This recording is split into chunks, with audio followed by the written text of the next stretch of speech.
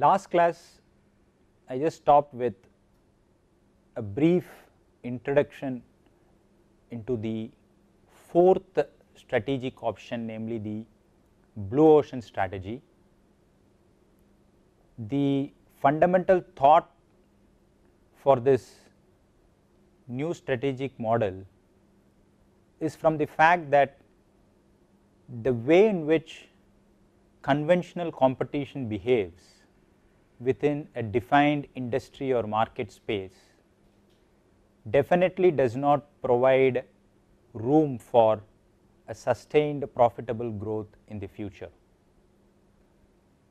Then there needs to be an alternate strategic option to think beyond the existing market space, and some companies successfully did this strategic exercise, and the way in which companies in over 30 industries behaved in the last 100 years, and selectively analyzing over 150 strategic moves that these companies made, two professors from the INSEAD Business School, namely Professor Kim and Professor Mabon, coined this blue ocean strategy, which created a strategic shift, a new thinking paradigm amongst management consultants.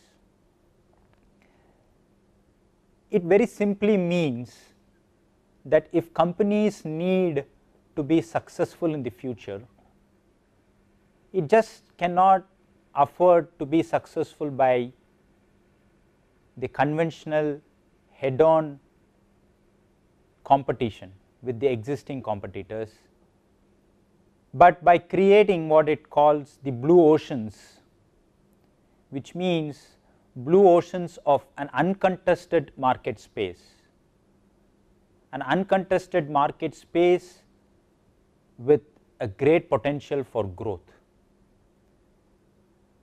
And by doing so, since it is a new uncontested market space, it makes the existing competition completely irrelevant. So the shift has been from competing with rivals to a new uncontested market space that makes competition entirely irrelevant. This is what is referred to as the blue ocean strategy. This blue ocean is about uncontested, creating this new market space, while the red ocean that I talked previously was about just existing market space where the competition is very intense and bloody, and hence it is this red ocean. And this blue ocean is about how to create such new uncharted market space, and by creating this new market space we are in effect making competition irrelevant for a substantive period of time in the future. I will give you a few examples for you to appreciate this blue ocean strategy better. Apple's iTunes is a great example to explain how this is a blue ocean in the music industry. Many of you know how in the most part of 1990s, almost the entire part of 1990s, with the advent of internet, there was this tremendous sharing of data, of which online music was also very popular. Online music was shared across the internet, not through a legal platform. So there was tremendous amount of online illegal music file sharing. That it was so popular in 2003, it was estimated around 2 billion illegal music files were being traded. And this definitely is not good news for the music recording industry or even the CD industry. But the message was very clear that there was a growing trend towards digital online music. That the trend towards digital online music was up sent some very key business messages, and Apple was a company that figured out this trend and launched what it called the iTunes, which was an online music store, and this was in 2003 that Apple launched its iTunes, because it felt that it needed to leverage this growing trend of digital online music and establish a formal legal business platform, which hitherto was never done by any company, and Apple started this iTunes in 2003, and the rest was history. It brought together 5 major music companies and then used iTunes as a platform where it was easy to identify songs. It was kind of a digital store where customers could identify whatever songs that they wanted, need not necessarily buy the entire CD if only 2 of those 5 songs were interesting to them, and that was the way in which usually music CD was purchased. And iTunes was delivered on a legal platform, and that I just listened to the first 30 seconds or a sample song before I even purchase it. This was the value that was being offered, and from a given set of 8 or 10 songs I could select 3 and pay just as I select them to use them in full. So it provided a lot of value additions, provided great ease. And remember, during the 1990s, when these digital music were traded online illegally, the quality of the music was not that good. So it also addressed the issue of legal, pay as you choose and high quality music available online. And it also limited to check the proliferation of such downloads reaching many different end users. It limited burning of copies into portable devices and Apple's own iPod. In fact, iPod was again a huge byproduct success of iTunes, and it established revenue sharing models with various artists and music companies. Now it just transformed the way in which online digital music became a tradable commodity. From what it was in the 90s done through an illegal way, it transformed the entire business and set a new business platform for online music. It created a new market space. It created this blue ocean, a blue ocean in the digital online music, that today you see iTunes has over 8 million songs in its online database. Over 5 billion songs have already been sold. So you understand the way in which Apple picked up the growing trend towards appreciating and enjoying music that can be downloaded online, and found a new business opportunity which nobody else started off, and hence it was uncontested, and created a new business process by itself, and making existing competition in the existing traditional business model irrelevant to its new blue ocean that it started. This is one example. The other example of a blue ocean strategy is the Barnes and Noble bookstores, the booksellers. They started looking at complementary products and services.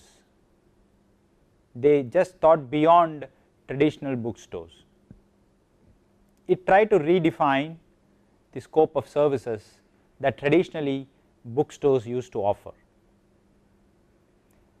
Barnes & Noble, instead of solely focusing on the time at which, the moment at which a customer purchased a book, because this is how traditionally bookstores operated, they asked themselves the question, what is that a customer does before he purchases a book, or during the time he purchases a book, or after purchasing a book.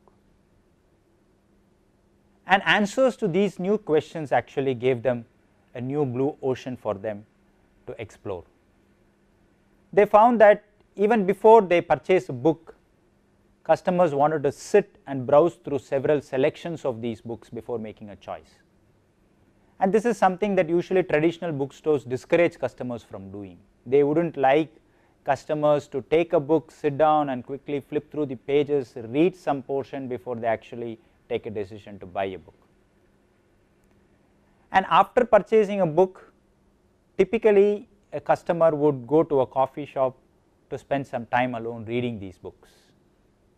So these were some customer patterns that emerged as business signals for Barnes & Noble, as a result of which they transformed the conventional product, namely the book that they are selling, into an experience by itself, that it was no longer a store that sells book, but it was selling a book purchasing, reading experience. So it was able to give the customers the pleasure of reading. For the customer, it was kind of an intellectual exploration, because the stores now started offering lounges for customers to sit, flip through some of the pages before they actually purchase a book, and also attached to a bookstore some coffee shops, so that after the purchase it creates an environment for the customers to actually sit and celebrate the experience of reading.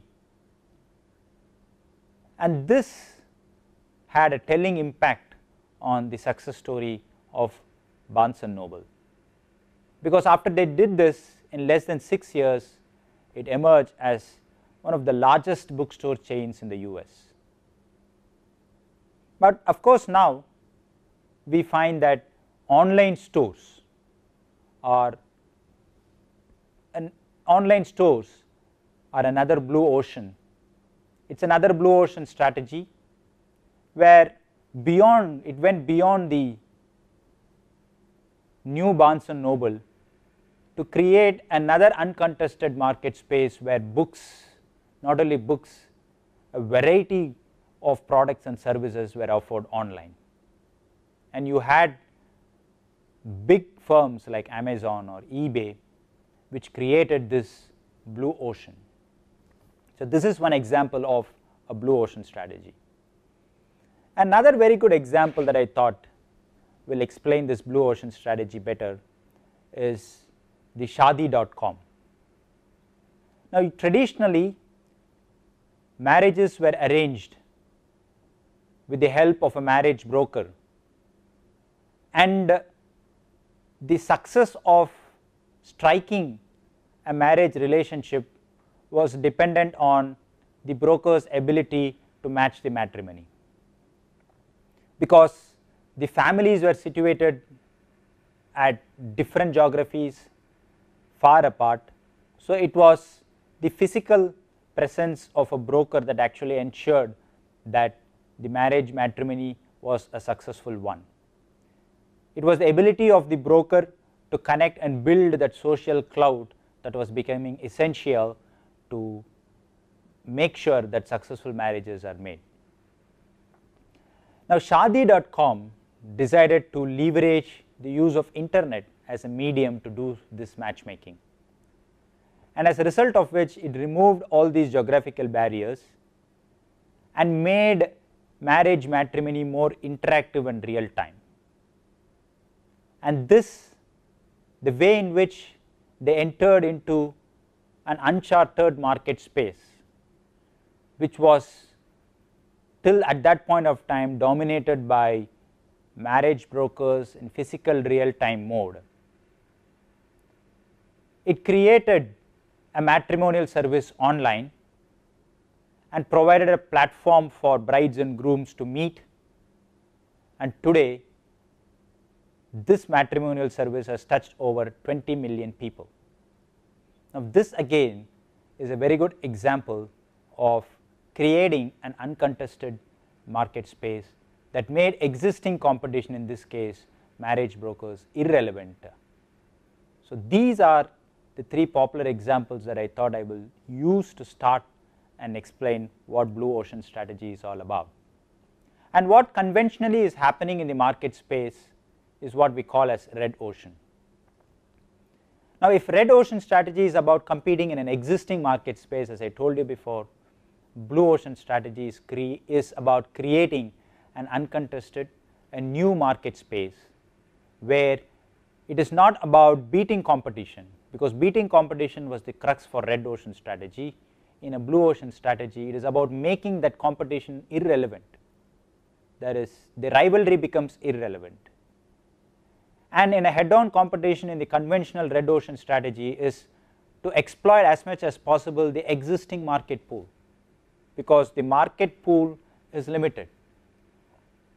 An intense competition of this type can be successful by only exploiting the existing demand, whereas in a blue ocean strategy it is the propensity to create and capture new demand that forms the key. And as I have told before, it is the value cost trade off that needs to be made. We need to create this value cost trade off, whereas a blue ocean strategy tries to break this and align the whole system in pursuit of both differentiation and low cost, and it calls this as creating a new value innovation. It is a little different from the red ocean strategy, where previously I have told you that it is difficult to have differentiation and low cost together. These, remember when we talked about generic strategies, but blue ocean strategy creates a paradigm shift where it tends to build a new system that actively pursues in creating both differentiation and low cost, and finds that the intersection of these two provides the value innovation. And how do I do that? And this is what the authors of blue ocean strategy themselves call the 4 action framework, is by either reducing, raising, or eliminating or creating. Reducing factors that should be reduced below the industry standard if applicable, or raising factors that should be raised well above the industry standard, which means we are making the industry itself, we are creating a new industry standard, we are creating a new industry itself, or eliminate some of the factors that the industry takes for granted, or create new factors that the industry has never created so far.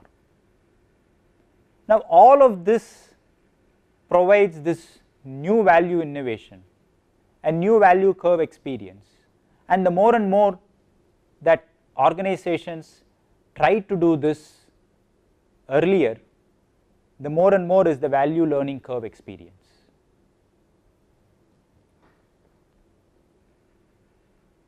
Now the essence of this blue ocean strategy is to shift the market space, try to dismantle existing boundaries or try to reconstruct boundaries, and boundaries appear in different forms.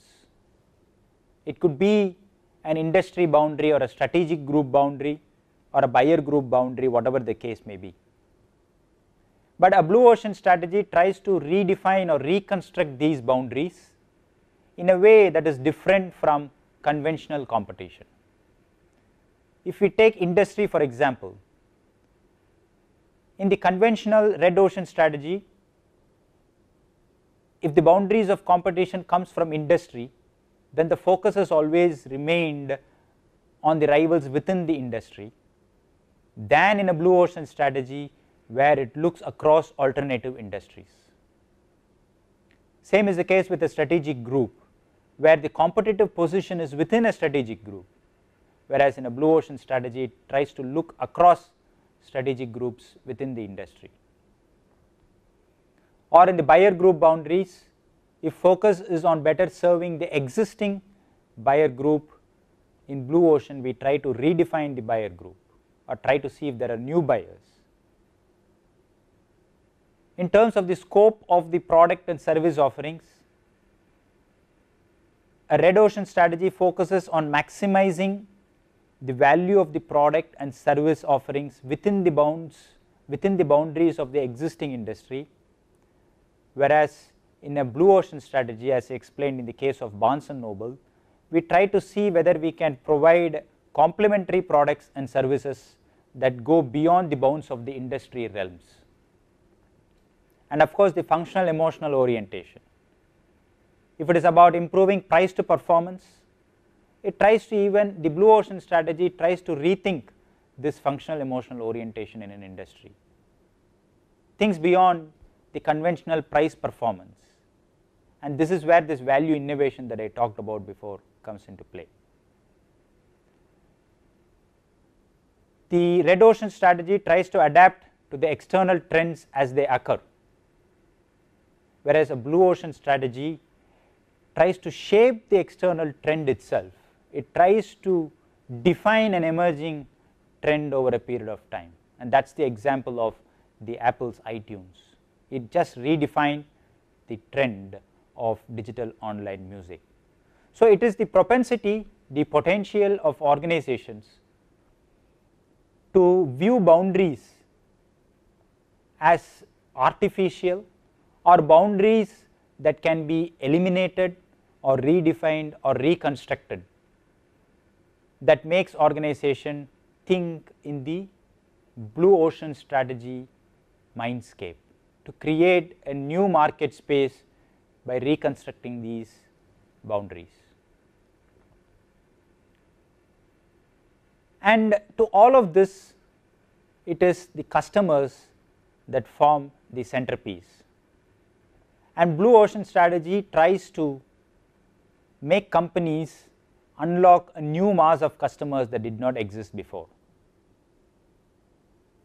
There are three types of non-customers as they are actually referred to, and each of them are differing in terms of the relative distance from the market,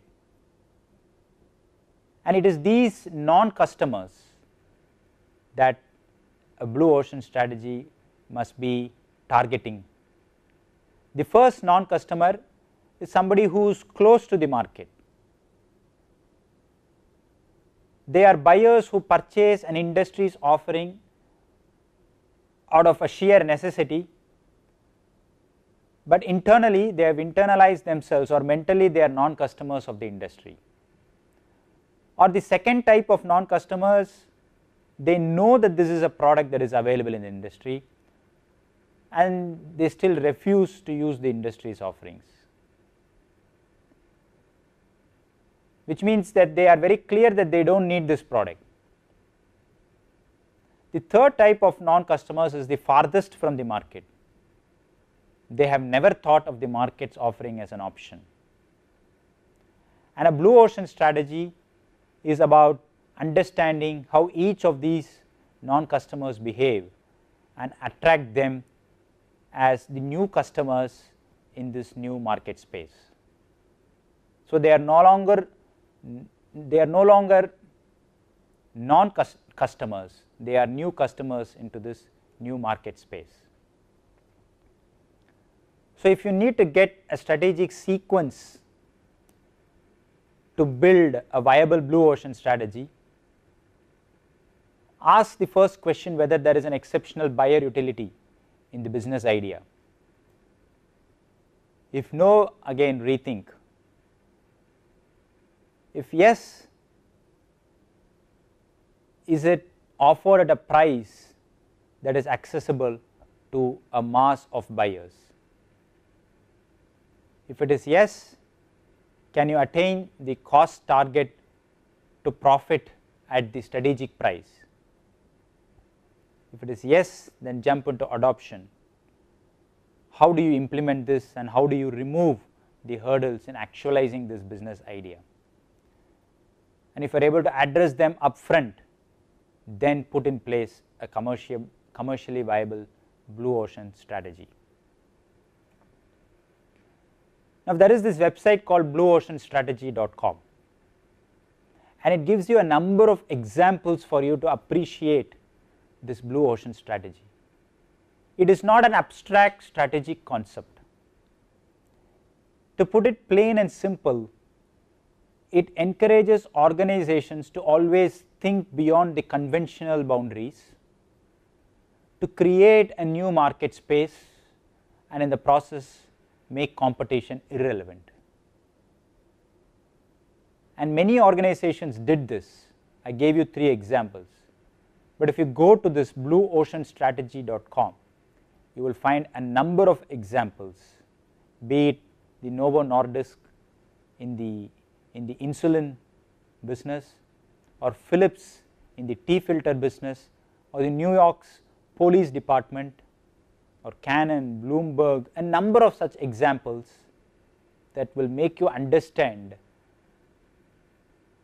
a new concept that shook the corporate world in the late 2000s, the first decade of 2000. Now, as we come close to this module on strategy, we need to understand that the exercise of strategy formulation is very important.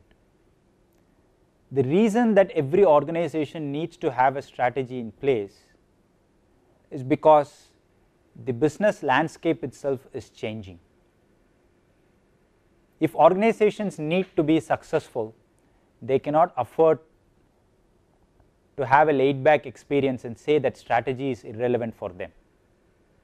Organizations need to understand that the extent to which businesses are getting globalized, policies are deregulatory, the way in which technology has updated, the changing demography and lifestyles of end users necessitates a new thinking paradigm, and not necessarily just one strategic model, but a thinking paradigm that makes organizations to believe that they need to have a strategy in place, a strategy that is easy to communicate and that is in perfect alignment with the mission and vision of the organization, and a strategy that can be coordinated and make all of those within an organization involved in the process. And the strategy formulation by itself is an exercise that will provide a direction which can give reasons for success or failure and address failures accordingly. And in the absence of a strategic framework, it is very difficult to build an alignment with corporate vision and mission. It is only that strategic framework that binds people and processes together with the corporate vision and mission.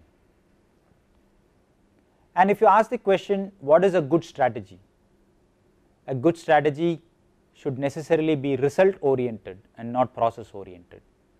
Anything that you implement as a good strategy must deliver results which can be evaluated.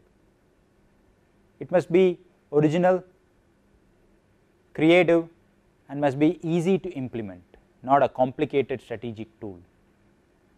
It must be aligned with the people, the process, and the purpose, the context that it is trying to address, and always trying to create a value proposition that offers an incremental cost benefit output.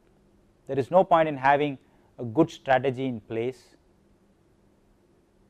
and not delivering a value proposition, or delivering a value proposition but not the expected cost benefit output.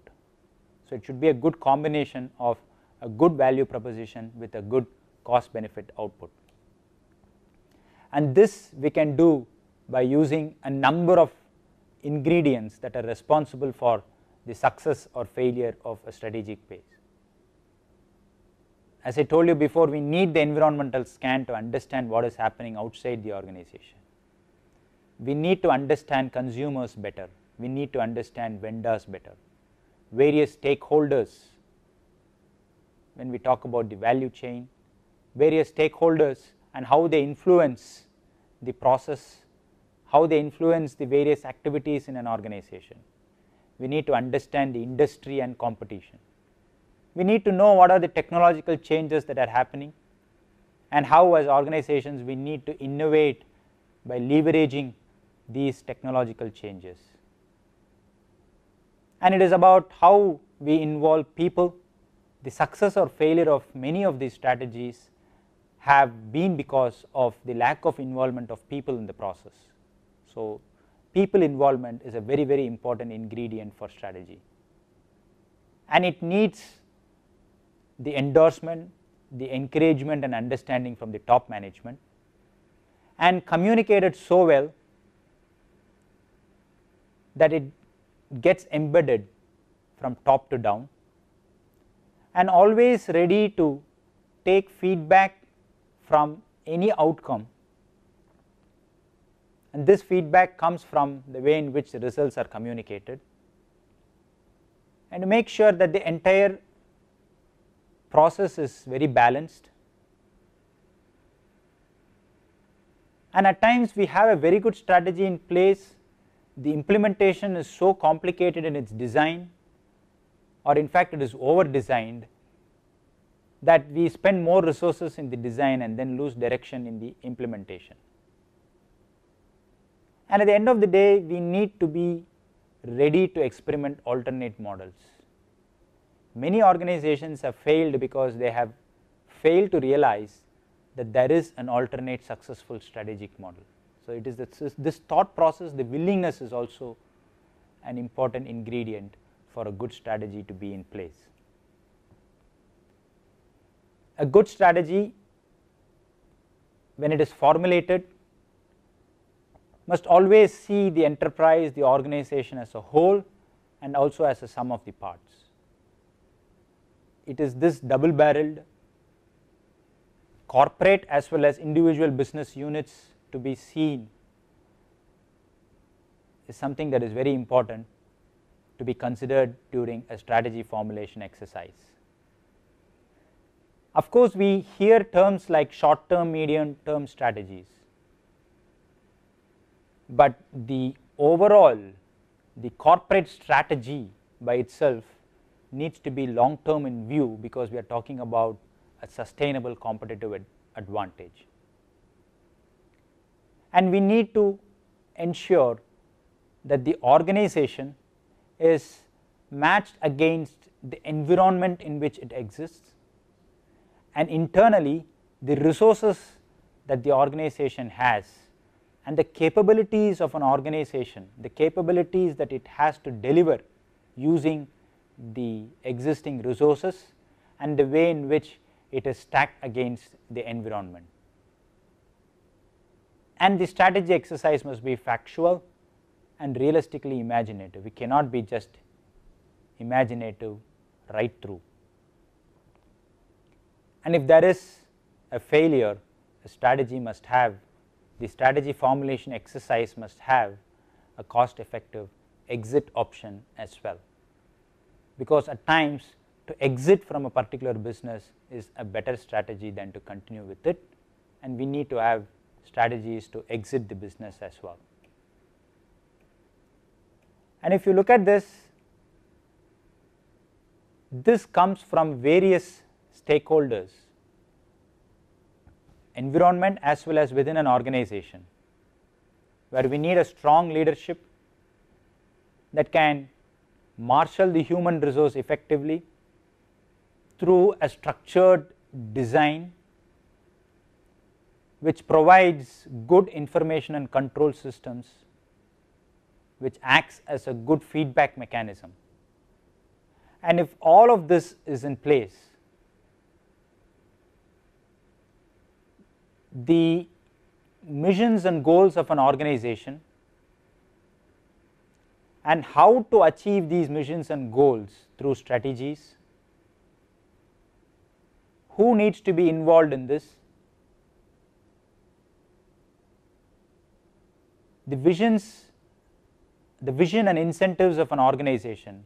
I have always been telling that anything that has a multiplier effect because of multiple stakeholders involved in this have to reinforce against each other and positively reinforced, and hence the need that there must be a good alignment is very essential, and this strategic alignment is the key for success or failure of any strategic model that an organization decides to put in place.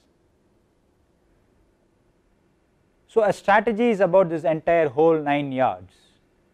Could be the it involves the corporate culture, the type of strategy itself, and how we are able to evaluate and pick the right strategy, and also involves a lot of analysis, internal as well as external, a strategic planning exercise. So, to conclude, business strategy is a big game, a game in which there are a number of players involved, a game in which players are not the one that who actively participate in the game, but they are also players who are outside the game. So, it is a spectrum of different stakeholders who are involved,